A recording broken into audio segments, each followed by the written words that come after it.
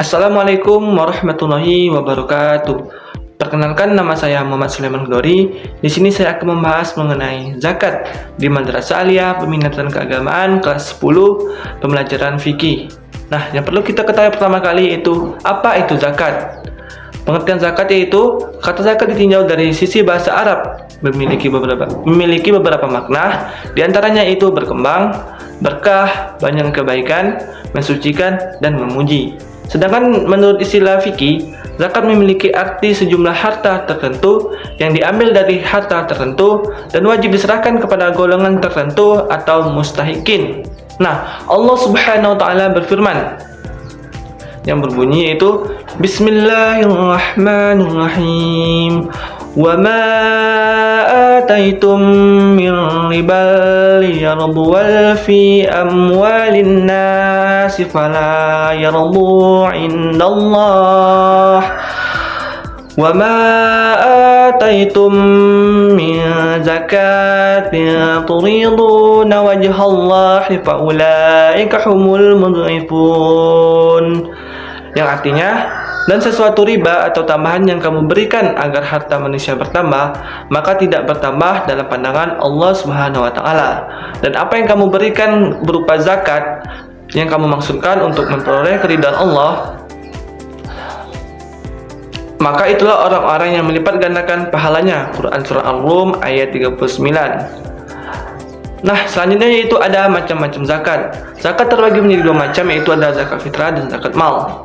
Dalam fikih, zakat dibagi menjadi dua macam. Yang pertama ada zakat nas atau badan, atau yang lebih dikenal sekarang yaitu zakat fitrah. Dan yang kedua ada zakat mal, atau bisa dibilang dengan zakat harta. Nah, kembali ke pembahasan pertama, kita akan membahas mengenai zakat nafs atau zakat fitrah. Zakat nafs menurut istilah syarak adalah zakat yang wajib dikeluarkan oleh setiap muslim yang memenuhi sebagian atau keseluruhan bulan Ramadan dan bulan Syawal yang berupa makanan pokok yang sesuai dengan kadar yang telah ditentukan oleh syarak, baik zakat tersebut dikeluarkan oleh dirinya sendiri ataupun dikeluarkan oleh orang lain yang menanggung fitrahnya atau oleh orang lain. Dengan demikian, zakat fitrah ditunaikan dalam bentuk bahan makanan pokok di daerah setempat. Dalam konteks Indonesia, 1 sa setara dengan sekira 2,5 kg beras per orang, atau ada yang berpendapat 2,7 kg. Nah, selanjutnya itu kita akan membahas mengenai zakat mal.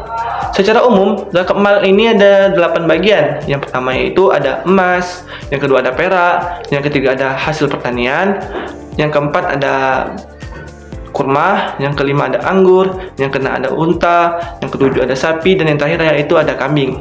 Nah, sedangkan aset perdagangan dikembalikan pada golongan emas dan perak karena zakatnya terkait dengan kalkulasinya, dan kalkulasinya tidak lain dengan menggunakan emas dan perak. Seperti yang sudah difirmankan oleh Allah Subhanahu wa taala dalam Quran surah Al-Zariyat ayat 19 yang berbunyi Bismillahirrahmanirrahim.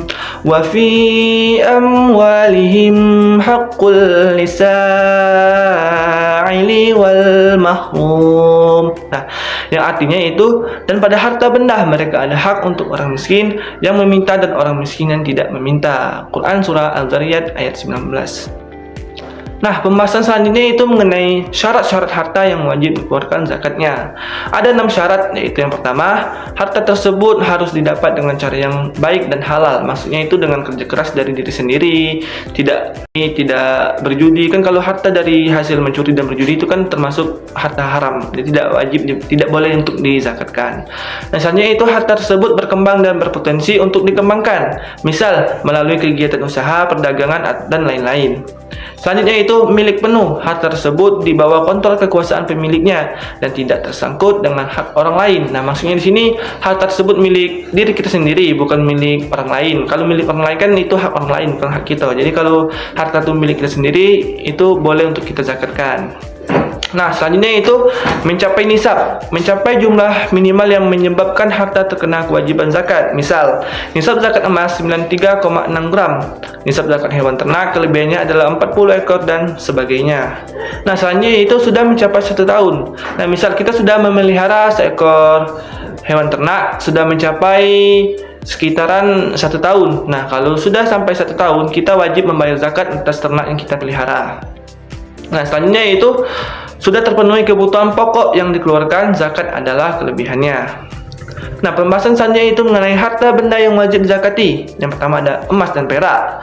Yang kedua, binatang ternak atau zakat an'am yang bisa berupa unta, sapi atau kerbau, dan kambing atau domba. Nah, selanjutnya itu tumbuh-tumbuhan yang bisa berupa padi, biji-bijian, kacang-kacangan, umbi-umbian, sayur-sayuran, dan rumput-rumputan. Nah, yang selanjutnya itu ada yang keempat, itu zakat penghasilan atau profesi yang bisa berupa, yang pertama ada bruto atau netto, yang kedua ada unggas, dan yang ketiga ada barang temuan atau zakat rikas. Nah, pembahasan selanjutnya itu mengenai golongan penerima zakat. Yang berhak menerima zakat ada 8 golongan atau kelompok seperti yang sudah difirmankan oleh Allah Subhanahu wa taala dalam Quran surah At-Taubah ayat 60 yang berbunyi yaitu Bismillahirrahmanirrahim.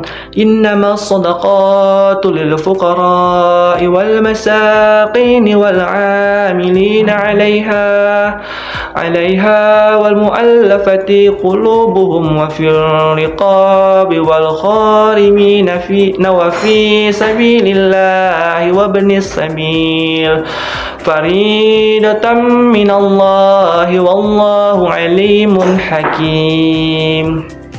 Nah, yang artinya yaitu sesungguhnya zakat itu hanyalah untuk orang-orang fakir, orang miskin, amil zakat yang dilunakkan hatinya atau mu'alaf, untuk kemerdekaan hamba sahaya, untuk membebaskan orang yang berhutang, untuk jalan Allah, dan untuk orang yang sedang dalam perjalanan sebagai kewajiban dari Allah Subhanahu wa taala. Allah Maha mengetahui dan Maha bijaksana. Nah, dari ayat di atas, yang berhak menerima zakat dapat disebut sebagai berikut. Yang pertama yaitu fakir. Fakir adalah orang yang tidak memiliki harta, benda, dan tidak memiliki pekerjaan untuk mencarinya. Yang kedua ada miskin. Miskin adalah orang yang memiliki harta tetapi hanya untuk memenuhi kebutuhan hidupnya. Maksudnya itu orang yang memiliki harta tapi hanya bisa untuk memenuhi kehidupan sehari-harinya dan tidak bisa lebih, begitu.